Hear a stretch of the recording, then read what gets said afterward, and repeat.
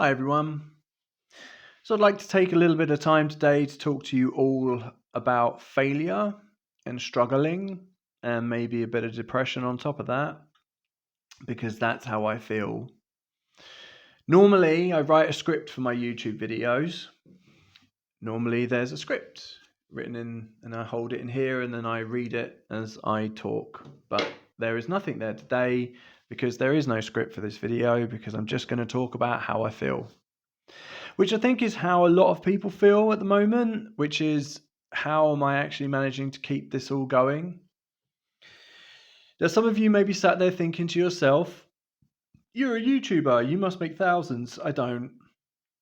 In actual fact, there's two YouTube awards that they give out. One is 100,000 subscribers, and one is 1 million subscribers. And I look at it like this: 100,000 subscribers is, you now make enough money to pay yourself a regular salary. And the 1 million subscriber reward is, or award is, like, you're now rich. Because if you watch YouTubers do interviews who are famous and they talk about the climb to the top, many of them say that they didn't make any money until they got to 100,000 subscribers, more or less. And at the moment, I've got about 6,000, and I can assure you, I do not make thousands. So yeah, and it's got to the point of where, going to the supermarket, I literally walk around and go, "Can I afford to buy coffee this week? Shall I get myself some cheese? Oh my god, cheese! What a luxury!" And I've had like a whole string of bad luck in the last 3-4 months. And I got to the point of where I've just thought to myself, like, is this even worth continuing to do? So I left a teaching job. No, I didn't leave it. That's not quite true. I had a teaching job where I used to teach English, and I really enjoyed it. My boss was a real sweetheart. He's like the nicest guy you could ever hope to work for. Like, such a nice guy. But unfortunately, he had a couple of problems in his life. We worked together in a private academy that sort of taught, well, private English, maths, science classes, anything from like kids after school, to like military or police. So yeah, lots of the people I used to teach were sort of military and police, which is, it's an interesting experience to be teaching a group of military people as your students, all in uniform, and it's like, whoa, this is not a normal teaching situation. But I also taught kids. Some of them were great fun. Some of them weren't so much fun. Um, some of them were great fun. Teaching some of the kids I taught were great. But my boss had some problems and he had to close the academy because he had to do something. And I'm not going to go into his personal problems, but either way, I don't do that anymore. I do still miss it, but meh, I decided to do a YouTube channel instead. But yeah, I thought that I was going to be making loads of money doing YouTube, and it's just not. It's just not what you think it is. It's not what you think it is. You literally don't make any money really until you get to 100,000 subscribers. So yeah.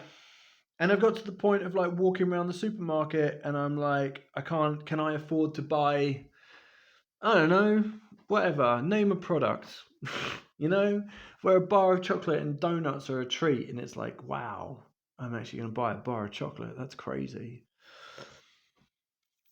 Um, yeah, I've had, a couple of months ago, I actually had some extra money at the end of the month, and that was crazy.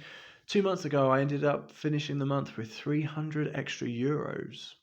And I was like, oh my God, I've got 300 euros. Like, what am I going to do with it? And I decided to pay it off of my credit card. And I phoned up and I paid 300 extra euros off my credit card. And then about 4 days later, a cat ran out underneath my car while I was driving to college, because I study as well. and I drove over this cat, and I looked in my rear view mirror, and I was like, I have two choices now, and I stopped, and I went back and I picked him up because he was glitching all over the road, trying to continue to run, but obviously not able to. And I wrapped him up in a blanket and put him in the back of my car and took him to the vet. And the vet bill after x-rays and all of that lot came to €300. I feel probably like how you all feel, if I'm honest, which is like, what am I doing? Because I think everybody feels this way. It's just generally everything is hard at the moment. And my auntie's 82, and she worked until she was 78. And I was talking to her on the phone the other day, and she said that it's got so expensive to heat her bungalow that she closes the doors of the rooms she's not in and turns the heating off in those rooms and only heats the room that she happens to be in at the time. And that broke my heart because out of all of my family, I thought that that wouldn't happen. You know, like, so I didn't think it would happen to her. I thought it might happen to my nan, but I didn't think it would happen to her.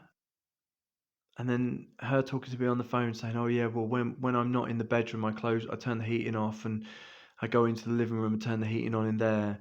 And she's like, I can't keep all the doors open because it's just so expensive to heat the house."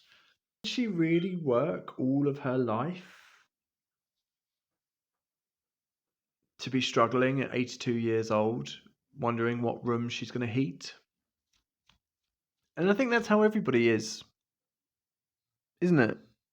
I think that's the problem. Everybody feels the same. Everybody's got the same problems. And it doesn't really seem to be getting any better. And nay, I don't think it's going to. So, yeah, that's kind of my rant.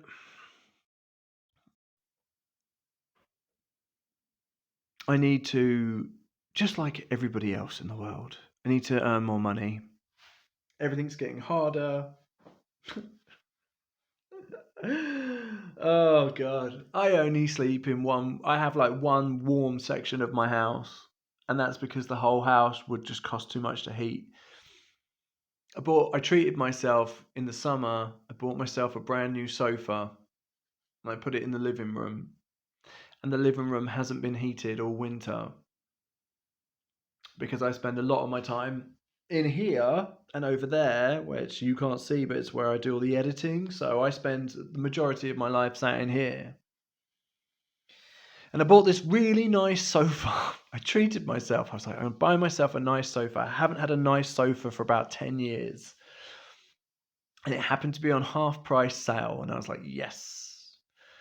And it's been sat in the living room for the whole of the winter, and the living room door's been closed. And I went in there the other day and I sat on the sofa and I was like, this sofa smells strange. And I looked at the back of it and it's all covered in black mold. So obviously that room's damp now, and I've just ruined my 6-month-old sofa or whatever, whatever. I used it for the last part of the summer. And then when it got cold, I closed the door and now it's covered in black mold. And it's like, right, that was a waste of money. That was such a waste of money. I can't believe that, you know. But there you go. That just seems to be the way it all is at the moment. It's like, I just can't seem to catch a break. And I don't really know what to do. I don't even know if I'm going to publicize this video because I might just be complaining to myself. So I hope all of your lives are going better than mine. Not that I mean, it's not bad. I'm not dying, or I hope I'm not dying. You know, I'm not like, oh no, my feet have dropped off, you know. But I am like, oh God, I'm like 800 overdrawn in my bank account, you know, and I've got credit cards that are up to the limit. And this YouTube stuff isn't quite what I thought it was going to be. And I'm kind of thinking to myself, do I just go back to being a teacher? Hmm. Any suggestions?